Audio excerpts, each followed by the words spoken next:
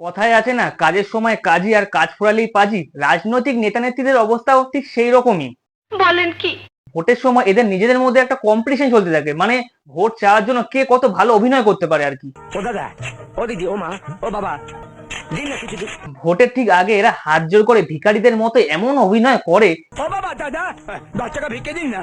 পারলে এরা কারো একটি ধরে ঝুলে পড়তে পারে, এতে কোনো সংশয় নেই। ভোটের প্রচারের সময় এরা আবার কখনো কখনো হকার হয়ে যায়। সবাই সুযোগ পেয়েছে, শুধু বিজেপি এখান থেকে সুযোগ পায়নি। আমি আবারও আবেদন করছি, একটা সুযোগ 5 বছরের জন্য দিন। ভালো না লাগলে 5 বছর বাদে আমায় পাল্টে দেন। কিন্তু ভোটে জিতে ক্ষমতায় আসার পরে ভোট দিয়েছে তো কি হয়েছে? আমায় কেউ ভোট দিয়েছে বলে তাই আবার লুটো করবে? কি বলছেন আপনি? হকার গরিব আর হকাররা গরিব, এই কনসেপ্টটাও মুছে ফেলুন।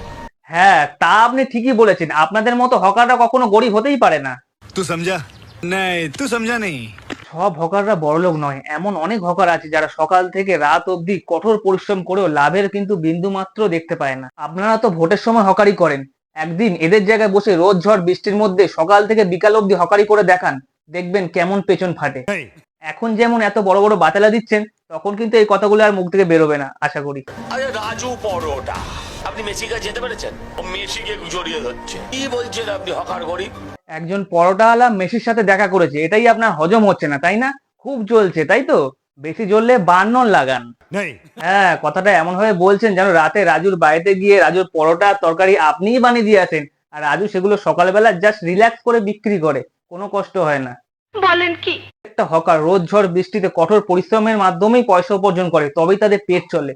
নিঃসন্দেহে তুই ঠিক কথা বলেছিস। হকারদের উদ্দেশ্যে বলবো, আপনারা এতদিন সরকারি জমির উপর বিজনেস করেছেন, সেই বিজনেস থেকে উপার্জিত অর্থ দিয়ে আপনি আপনার পেট এবং পরিবারের পেট চালিয়েছেন, পরিবারের এবং নিজের শখ-আহ্লাদ পূরণ করেছেন।